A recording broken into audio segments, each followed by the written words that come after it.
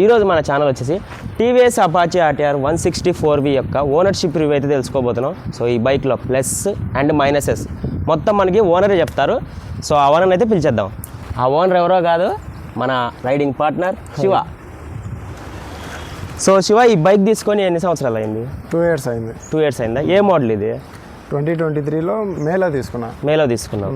So starting ఈ బైకే తీసుకున్నా లేదా వేరే బైక్ ఏదైనా తీసుకుందాం అనుకున్నావా? నేను ఫస్ట్ చూసినది అయితే NS 200 చూసిన, తర్వాత N160, NS 160. హోండాలో అయితే హార్నెట్ 2.0 చూసింటి. నాకు mileage plus family, single seat, comfort, looks ఈ 3 ఇంపార్టెంట్ అనుకున్నా. N160లో చూసుకుంటే సింగిల్ సీట్ రాదు, డబుల్ సీట్ వస్తుంది. ఎన్ఎస్లోనే NS 160 అయినా NS 200 అయినా డబుల్ సీట్ వస్తుంది. NS 200 అయితే మా ఫేవరెట్ బైక్ మన క్రూజింగ్కు, కానీ అన్నిటికీ ఇది ఆల్రౌండ్ అనిపించింది. దీని మీద కనబడింది. నాకు టెస్ట్ రైడ్ అడిగితే ఇవ్వలేదు, కానీ తీసేసుకున్నా దగ్గర పోయి చూసి అంతా. సో తీసుకున్నాక నువ్వు ఇంతవరకు ఏమన్నా అనుకున్నావా NS తీసుకుంటే బాగుండేది, అనవసరంగా అపాచీ తీసుకున్నా అని? ఎన్ఎస్ మీదకి అయితే కన్ను పోలే. ఇంకా ఇది తీసుకున్నాక దీని కంఫర్ట్, ఇది పవర్, దీనికి 3 రైడింగ్ మోడ్స్ ఉంటాయి. అవునా? Rain, urban, sports mode. Sports మోడ్లో 600 RPM తగిలిందంటే పరిగెత్తుతుంది. దీని మీద టాప్ స్పీడ్ ఎంత కొట్టినావు? 139 కొట్టినావు విత్ ప్రూఫ్. ప్లస్ ఇది మైలేజ్ ఎంత వస్తుంది నీకు? మైలేజ్ అయితే ఎప్పుడు టెస్ట్ చేయలే. 40 నుంచి 45 లోపు. 40 నుంచి 45 వస్తుంది. 45 వస్తుంది. మనం హైవేలో 60లో స్పీడ్ మెయింటైన్ చేసుకుంటూ పోతే 50-55 కూడా వస్తుంది. కర్నూలులో హైవే కాబట్టి 60 మెయింటైన్ చేసుకుంటూ పోయినా single riding. Mileage full tank చేయించి మళ్ళీ రిటర్న్ వచ్చి ఫుల్ ట్యాంక్ చేయించిన 250 పడింది. 150 కిలోమీటర్స్కు 250-260 అంటే కొద్దిగా బాగానే పడింది మనకు. దాన్ని క్యాలిక్యులేట్ చేసుకుంటే 60 దాకా వచ్చింది అటు. శివ, దీని బ్రేక్స్ ఎట్లా ఉన్నాయి? బ్రేక్స్ అంటే ఫస్ట్లో కొత్త బండి తీసుకున్నప్పుడు అయితే కొద్దిగా ప్రాబ్లం ఉన్నది. అవునా? ఎస్పెషల్లీ బ్యాక్ బ్రేక్ అతుక్కుపోతున్నది. అట్లే కొడితే క్యాలిపర్స్ మనం నార్మల్గా పోతున్నా అతుక్కుపోతున్నది ఆటోమేటిక్. అదే బ్రేక్ పడుతున్నా. నేను షోరూమ్ దగ్గర పోయి కంప్లైంట్ ఇచ్చిన. వాళ్ళంతా అలై వీల్ మొత్తం చేంజ్ చేసి ఇచ్చినారు. అలై వీల్ చేంజ్ చేసినారు. అలై వీల్ జస్ట్ 1 monthలో 15 days టైం పట్టింది. 1 month లోపల క్లియర్ చేసినాడు. ఫ్రంట్ టైర్ మనం ఇంకోటి టైర్ మనం బండి తీసుకున్నప్పుడు టైర్లో చెక్ చేసుకోవాలి ఒకసారి. దీనివని కాదు, ఏ బైక్ అయినా. నాది టైర్ బెండ్ వచ్చింది, ఫ్రంట్ టైర్. షిప్పింగ్ ప్రాబ్లంలో అది కూర్చోవడం సిట్టింగ్ అది బటన్ అనేది లోపలికి వెళ్ళిపోయింది. అవునా? ఎన్నిసార్లు టైర్ తీసి చేపించినా కూర్చోలేదు. అవునవును. నేను షోరూమ్లో అడిగినాము, నేను టైర్లకు వారంటీ ఇవ్వము అన్నారు. ఇవి కొత్తవి అంటే మళ్ళీ రీప్లేస్ అయ్యేసారు. 30,000 తిరిగింది. అవును, 30,000 తిరిగింది. బ్యాక్ది చేంజ్ చేయించిన, ఫ్రంట్ది జస్ట్ 2 months అయింది చేంజ్. హెడ్ లైట్ ఎలా ఉంది నైట్ టైమ్స్? హెడ్ లైట్ పర్లేదు. ఫ్రంట్ ఏం రాకపోతే విజిబిలిటీ బాగుంటుంది. వేరే వెహికల్ వస్తే మనం కనిపించదా సరిగా? చూసుకోవాల్సింది. దీనికి ఫాగ్ ల్యాంప్స్ వేసుకుంటే బెటర్ ఎక్స్ట్రా. ఫాగ్ ల్యాంప్స్ వేసుకోవాలని చూసినా కానీ సెట్టింగ్ కుదరదు మనకు. అవునా? ఎట్లా అంటే ఇక్కడ బంపర్ సెట్ చేయొచ్చు కదా? బంపర్ మళ్ళీ డౌన్ అవుతుంది. ఆఫ్ రోడింగ్ మనం టూరింగ్ పోతాం కదా, బురద అట్లాంటి మడ్ ప్లేస్లో పోయినప్పుడు పడుతుంది. అవును, ఫుల్ కవర్ అయిపోతుంది. బట్ ఇప్పుడు ఈ ఉన్న లైటింగ్ అయితే నీకు సరిపోతుంది ప్రెజెంట్ అయితే. పర్లేదు, డైలీ క్రూజ్కు మనకు సరిపోతుందా? ఎనఫ్. ఇంతవరకు దీంతో ఎక్కడైనా లాంగ్ పోయినావా? లాంగ్ కర్నూలు పోయినా, గండికోట. నీకు లాంగ్ రైడ్లో ఈ బైక్ ఏమైనా హీట్ అవుతున్నట్టు అనిపించిందా ఓవర్గా అట్లా? సమ్మర్లో అయితే కొద్దిగా కాళ్ళకు ఈ బైక్ అని కాదు, ఏ బైక్ అయినా సమ్మర్లో కొద్దిగా మనకు రైడింగ్ షూస్ వేయం కాబట్టి నార్మల్గా పోతుంటాం కాబట్టి హీట్ అయితే తగులుతుంది. అది కూడా ఏం పెద్ద ప్రాబ్లం పెట్టదు. జస్ట్ 5 minutes పక్కకు పెట్టేసినామంటే సెట్ అయిపోతుంది. ఇంకా మనం ఇట్లా క్లైమేట్ కూలు, గాలి ఎక్కువ, నువ్వు 100 స్పీడ్ మెయింటైన్ చేసుకో, హీట్ తగలదు. బెస్ట్. ఇంజిన్ పర్ఫార్మెన్స్ అయితే స్మూత్ వేరే లెవెల్. గేర్ షిఫ్టింగ్ ఎలా ఉంది? హార్డ్గా ఉందా, స్మూత్గా ఉందా? Gear shifting butter smooth. ఎక్కడ ఇబ్బంది పెట్టదు. నువ్వు ఈ చైన్ స్పాకెట్ కంపెనీ నుంచి వచ్చింది కదా ఇది, కంపెనీ ఇంతవరకు చేంజ్ చేయలే కదా? చేంజ్ చేయలేదు. నువ్వు ఈ మెయింటెనెన్స్కి ఏమేమి టిప్స్ చేసినావు చెప్తున్నా. స్ప్రేలు అయితే వాడద్దు, చైన్ స్ప్రే యూజ్ చేయవు నువ్వు. చైన్ స్ప్రే అస్సలు వద్దు.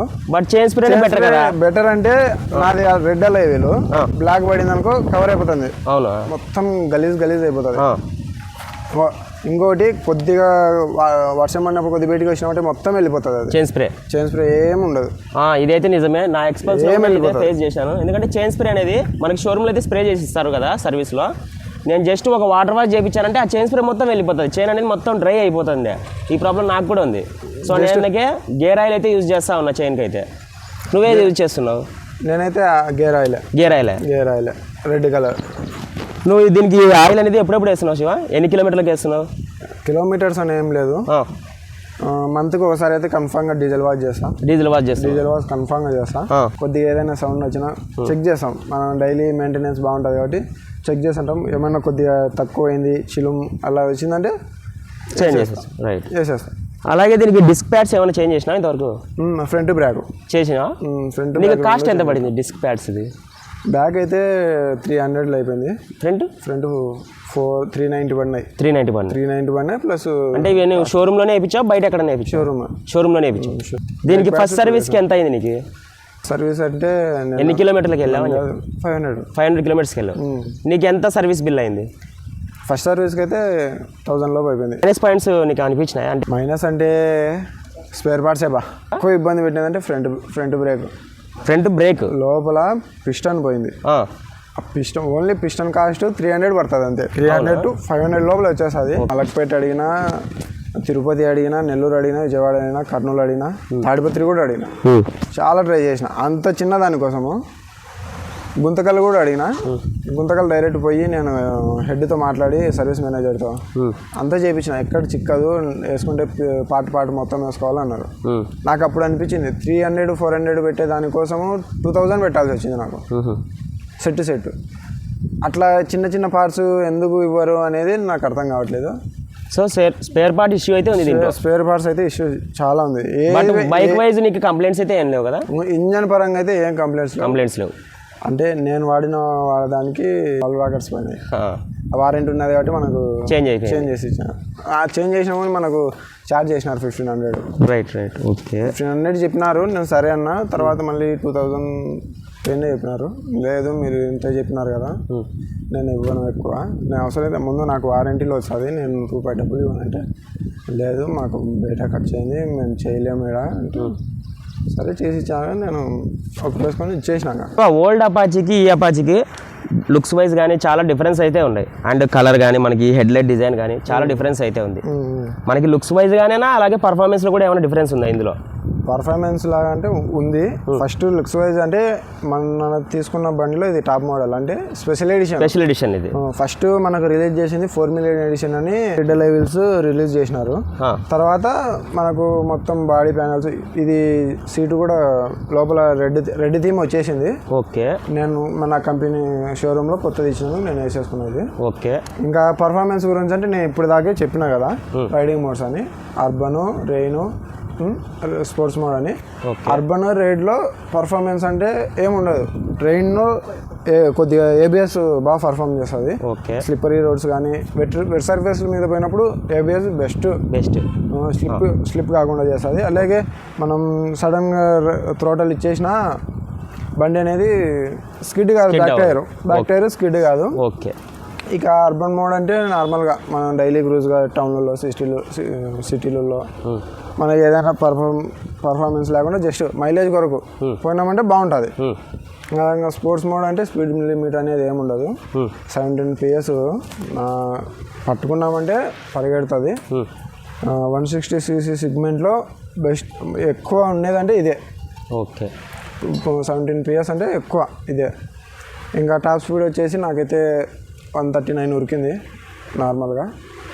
పర్ఫార్మెన్స్ పర్లేదు మనకు, అది సెగ్మెంట్లో బెస్ట్. శివ, దీనికి ఆయిల్ కూలింగ్ సిస్టమ్ ఇచ్చారు కదా, ఇది ఎలా వర్క్ అవుతుంది? అంటే నీకు ఇంజన్ హీట్ అవ్వడం అట్లా ఏమన్నా ఎక్కువ అనిపిస్తుందా, లేదంటే బెటర్ అనిపిస్తుంది కూలింగ్? సమ్మర్లో ఎక్కువ వేడి బ్యాక్ వస్తుంటుంది కాబట్టి తగులుతుంటుంది. హీట్ నార్మల్గా రైనీ సీజన్లో వింటర్ సీజన్లో అయితే ఏముండదు, ఏమనిపించదు. దీనికి మనం ఆఫ్ రోడింగ్ ఏమైనా చేశారా దీంతో మీరు ఏమన్నా? మనం చేసేది off roading ground clearance 180 mm. 180 mm అంటే అది అడ్వెంచర్ లాగా వస్తుంది. ఇందులో వచ్చింది అది ఒక ప్లస్ పాయింట్ దీనికి. ఇప్పుడు మన మైన్స్ ఉన్నాయి కదా, మైన్స్లోకి తీసుకుపోయినా ఎక్కువ. ఇంకా పొలాలలో అట్లా కూడా కొట్టినాం, పొలానికి కూడా తీసుకుపోయినాం. పొలం వర్షం పడినప్పుడు అట్లా గ్రౌండ్ క్లియరెన్స్ బెస్ట్ తగలదు. ఓకే. ఏబిఎస్ అనేది మీకు ఎలా వర్క్ చేస్తుంది అంటే ఎప్పుడైనా హై స్పీడ్లో ఏదైనా సడన్గా అడ్డు రావడం వల్ల మీరు ఏమైనా బ్రేక్ కొడితే బైక్ ఆగింది నాకైతే 2 times నా లైఫ్ సేవ్ చేసింది. ఎలా? 2 times. నేను నా ఫ్రెండ్ జస్ట్ నార్మల్గా 60 70 పోతుంటుంది, 60-70 సడన్గా వచ్చేసినాడు కారోడు, పట్టుకున్నా జస్ట్ 2 seconds ఆగేసింది. అది టైం ఎంతనో తెలియదు, మనకు ఆగిపోయింది, ఇన్స్టెంట్గా ఆగిపోయింది. మీకు టైర్ స్కిడ్ అవడం అలా ఏమనిపించింది? స్కిడ్ అస్సలు కాలేదు. బ్యాక్ ఈ నేను తీసుకున్న పాత మోడల్కి అయితే వెనకాల బ్యాగ్ ఏబిఎస్ ఉండదు కాబట్టి వెనకాల టైర్ కొద్దిగా స్కిడ్ అవుతుంది, ఫ్రంట్ అయితే బెస్ట్ బా. సో దీనికి single channel ABS, dual channel లేదు. ఇప్పుడు వచ్చిన అపాచీకి అయితే డ్యూయల్ ఛానల్. ఓకే. చాలా చేంజెస్ చేసినారు. యూఎస్డి సస్పెన్షన్ తీసుకొని రావడం కానీ, కలర్ డిస్ప్లే తీసుకొని రావడం కానీ, ఇంకోటి బ్లూటూత్. మనకి ఈ మోడల్లోనే బ్లూటూత్ ఉంటుంది. మనకి ఇందులో బ్లూటూత్ ఉంది. సో యూజ్ చేశారా ఎప్పుడన్నా? చేసినాము. మ్యాప్స్ కూడా కరెక్ట్ బాగానే పనిచేస్తాయి. ఆన్ టైం అప్డేట్ చూపిస్తుంది display. On time update, lag ఏం లేదు. టర్న్ నావిగేషన్ కూడా ఉంటుంది. అవునా? మనకి ఇక్కడే ఇచ్చేసినారు కదా స్మార్ట్ ఎక్స్ కనెక్ట్ అని, ఇదే యాప్ టీవీఎస్ కనెక్ట్ యాప్ అని ఉంటుంది. అవునా? దాంట్లోనే కనెక్షన్ చేసుకోవచ్చు. రైట్. అండ్ ఇందులో మనకి గేర్ షిఫ్ట్ ఇండికేటర్ కూడా ఉంది కదా? ఇన్స్టెంట్గా ఇప్పుడు మనం డౌన్ చేస్తే డౌన్, న్యూట్రల్ అయితే న్యూట్రల్ బాగా అవుతుంది. మామూలుగా నా ఎక్స్పీరియన్స్ ప్రకారం నా ఫ్రెండ్స్ చూసిన నేను న్యూట్రల్ కావు. ఎందుకంటే మధ్యలో ఉంటుంది కాబట్టి ఫస్ట్ గేర్కి సెకండ్ గేర్కి సరిగ్గా న్యూట్రల్ కావు. దీనికి ఇంతవరకు ఏమైనా మోడిఫికేషన్ లాంటివి ఏమైనా చేశారా? మోడిఫికేషన్ అంటే ఎక్కువ ఏం చేయలేదు. వైజర్ ఒకటి ఎక్స్ట్రా వీల్ కవర్స్ కూడా వేసిన, వాళ్ళకి తోస్తుంటే తీసేసిన. వీల్ కవర్ అయితే యూజ్ చేయొద్దు, ఎందుకంటే అవి ఉండడం వల్ల మనం స్పీడ్గా వెళ్ళేటప్పుడు ఎయిర్ ఫ్లో అనేది ఎక్కువ వచ్చి మనకి బైక్ అనేది ఒక సైడ్ నెట్టేస్తుంది. సో అందుకే వీల్ కవర్స్ అనేవి యూజ్ చేయొద్దు. అడ్జస్టబుల్ బ్రేక్ లివర్స్ ఇచ్చారు కదా, కొందరికి ఫింగర్స్ చిన్నగా ఉంటాయి, కొందరికి లాంగ్ ఉంటాయి, మనం అడ్జస్ట్ చేసుకోవచ్చు. ఇప్పుడు ఫింగర్స్ తక్కువ నార్మల్గా ఉన్నప్పుడు మనం దీంట్లో 3 steps అడ్జస్టబుల్ ఉంటాయి. 3 steps ఉంటాయి. 1, 2, 3 ఉంటుంది. మనం లాంగ్ కావాలంటే ఇట్లా బ్యాక్ అనేసి 3లో పెట్టుకున్నామంటే లాంగ్ వచ్చేస్తుంది, మనకు సెట్ అవుతుంది. షార్ట్ ఫింగర్స్ అయితే 1 కానీ 2 కానీ ఎవరి కంఫర్ట్ వాళ్ళది. ఓకే, రైట్, అయిపోతుంది. దీని సస్పెన్షన్ ఎలా ఉంది నీకు? సస్పెన్షన్ మరీ అంత స్మూత్గా లేదు, మరీ అంత టఫ్గా లేదు. డైలీ యూజెస్కి సరిపోతుంది. బ్యాక్ పైన హ్యాండిల్స్ కూడా వైడ్ వచ్చినాయి, లాంగ్ రైడ్స్ కానీ బాగా సెట్ అవుతుంది. బ్యాక్ పెయిన్ అనేది ఉండదు. శివ, నువ్వు దీని మీద 139 టాప్ స్పీడ్ వెళ్ళా అని చెప్పావు కదా, నీకు హై స్పీడ్లో బైక్ ఏమైనా షేక్ అయినట్టు కానీ ఇలా ఏమైనా ప్రాబ్లమ్స్ ఏమైనా ఫేస్ చేసావా? టోటల్ దీని పర్ఫార్మెన్స్ ఎలా ఉంది? హై స్పీడ్లో 139 కొట్టినప్పుడు జస్ట్ 500 మీటర్స్లోనే 1 kilometer లోపలనే ఆ స్పీడ్ అందుకున్నా. పర్ఫార్మెన్స్ పీక్లో ఉంటుంది. ఇంకా స్టెబిలిటీ గురించి అయితే చెప్పనవసరం లేదు, చాలా స్మూత్గా. నువ్వు త్రిబుల్ డిజిట్లో పోయినా సింగిల్ హ్యాండ్తో రైడింగ్ చేయొచ్చు. ఎందుకంటే నేను ఇక్కడ విండ్ బ్లాస్ట్, ఇక్కడ ఏరోడైనమిక్స్ అనేది స్పోర్టీ లుక్స్ ఇచ్చినారు. మనకు గాలికి ఇట్లా ఎత్తేయడం కానీ అవేమి ఉండవు. ఏరోడైనమిక్స్ వల్ల చాలా కంఫర్ట్ ఉంటుంది. షార్ట్ సస్పెన్షన్ ఉంటుంది కాబట్టి అంత హై స్పీడ్లో కొద్దిగా ఎగుడు దిగుడు ఉన్నా అంత ఎత్తి కొట్టదు, స్మూత్గా వెళ్ళిపోతుంది బాగా. ఇంకా అందుకే ఈ బైక్కి racing DNA, TVS racing DNA అని వచ్చినది. అందుకే ఇది ఎక్కువ రేసింగ్లలో ఉపయోగిస్తారు కాబట్టి. రేసింగ్ అంటే ఇంకో క్వశ్చన్ అడగాల్సివా, ఈ బైక్తో ఎప్పుడన్నా కార్నరింగ్ చేసావాను? కార్నరింగ్ చాలా చేసేసిన. ఎలా ఉంది ఎక్స్పీరియన్స్? ఘాట్ రోడ్లలో ఎక్స్పీరియన్స్ చేసిన. ఫుట్ అనేది తగులుతున్నాయి, కిందికి తగులుతున్నా స్కిడ్ కాలేదు. నార్మల్గా స్కిడ్ అవ్వడం అంటే శాండ్ ఏదైనా వెట్ సర్వీస్లో కూడా ఎక్కువ కాలేదు. శాండ్ ఉండిందంటే ఏ బైక్ అయినా స్కిడ్ అవుతుంది. అది ఓకే, బెస్ట్. నీ సర్వీసింగ్ ఎక్స్పీరియన్స్ ఎలా ఉంది బైక్ది? సర్వీసింగ్ ఎక్స్పీరియన్స్ అనేది నేను కొనేది నంద్యాలలో ఉన్నా. ఫ్రీ సర్వీసుల వరకు అయితే 1000 లోపల అయిపోయినాయి. సర్వీస్ కాస్ట్ మొత్తం ఫ్రీ సర్వీస్ కాబట్టి 1000 లోపల అయిపోయినాయి. ఓకే. సర్వీస్ కూడా బాగానే చేసినారు. మనం కూడా ఎక్కువ స్టేంజ్ చేయకుండా 2000 2500 లోపు ఆయిల్ చేంజ్ చేపిస్తున్నాం. ఫ్రీ సర్వీస్ వాళ్ళకైతే పర్లేదు, బాగానే చేసినారు. పెయిడ్ సర్వీస్కి వచ్చే తలకి కొద్దిగా టైం టౌన్లో ఎక్కువ బైక్స్ వస్తాయి కాబట్టి నాకు ఈ నుంచి అక్కడికి పోనీకి 70 కిలోమీటర్స్ వస్తుంది లాంగ్. అది కాక అక్కడ పోయేతలకి బైక్స్ ఉండడం వల్ల చాలా లేట్ అవుతుంది. పొద్దున సాయంత్రం వరకు వస్తుంది. 1 డే మనం కేటాయించాల్సి వస్తుంది అది సర్వీస్కే. అలాగే ఇంకా పెయిడ్ సర్వీస్లో కాస్ట్ ఎక్కువ. వేరే షోరూంలో పోలిస్తే అక్కడ ఒక 300-400 ఎక్కువ అవుతుండే. నాకైతే హైయెస్ట్ అమౌంట్ అంటే 1800-1900 వచ్చింది. అది ఏ సర్వీస్కి వచ్చింది? 5th సర్వీస్కేమో వచ్చేసింది. నేను అప్పుడు అనుకున్నా ఏది ఇంత అవుతుంది మామూలుగా అంటే ఎయిర్ ఫిల్టర్ 300 పడుతుంది, ఒకటేసారి 500-800 వస్తుంది అని నేను మానేసిన. ఇంకా అది కాక నాకు దూరం అవుతుంది అని ఇంకా ఇక్కడ నేను ప్రస్తుతానికి చేపిస్తాను. అయితే మనకు దగ్గర లోకల్ బనాయనపల్లిలో చేపిస్తాను. బనాయనపల్లి అక్కడ ఎలా ఉంది సర్వీస్? పర్లేదు, బాగుందా? బెస్ట్. మనకు ఫస్ట్లో కొద్దిగా రిసీవ్ చేసుకోవడం కొత్త కాబట్టి బండి వాళ్ళకు ఉంటుంది కదా, మన దగ్గర తీసుకోలేదు అది అని కొద్దిగా అట్లా ఉన్నది. తర్వాత అక్కడ ఉండే ఎక్స్పీరియన్స్ సర్వీస్ పర్సన్ సద్దామని అన్నాడు, బాగా తీసుకున్నాడు. ఏదైనా కానీ బండి దగ్గర ఉండి చూసుకోవడం బెస్ట్ చేస్తాడు. ఇంకా కాస్ట్ గురించి అయితే 1500లో అయిపోతుంది. 1500 లోపు ఎప్పుడు 1500 కూడా 1400 కూడా టచ్ కాలేదు. Wow, nice. 1300 మహా అంటే ఎక్కువ పోదు. సర్వీస్ బాగుంది. ఈ బైక్ అనేది నేను రివ్యూ కంటే ముందే ఒకసారి అయితే రైడ్ చేయడం అయితే జరిగింది. సో నా పర్సనల్ ఒపీనియన్ అయితే చెప్తున్నా చూడండి. బైక్ రైడింగ్ అయితే చాలా బాగుంది. నేనైతే ఆల్మోస్ట్ చెక్ చేసా, అంటే ఒక 2 కిలోమీటర్స్ దాకా రైడ్ అయితే చేసా. బైక్ అయితే మనకి స్పీడ్ కానీ అండ్ అలాగే టార్క్ కానీ ఇందులో అయితే చాలా బాగుంది. ఎస్పెషల్లీ నాకైతే కార్నరింగ్ దగ్గర అయితే చాలా కాన్ఫిడెన్స్ వచ్చింది. ఎందుకంటే నేను ఎక్స్పల్స్ అయితే యూజ్ చేస్తున్నాను, మీకు తెలుసు. అదైతే ఎక్స్పల్స్ అనేది కార్నరింగ్లో మనకి ఎలాగంటే ఎక్కువ లీన్ చేసామంటే పడిపోతామేమో అనిపిస్తుంది. బట్ ఈ బైక్ అనేది మనకు అసలు ఎక్కువ లీన్ చేసినా కూడా అస్సలు పడిపోతామని అనిపించదు. అండ్ మీకు బెటర్ కాన్ఫిడెన్స్ అయితే వస్తుంది. ఎలా అంటే మనం కార్నరింగ్ చేయగలం ఈ బైక్ పైన అన్నట్టుగా మీకు కాన్ఫిడెన్స్ అయితే చాలా వస్తుంది.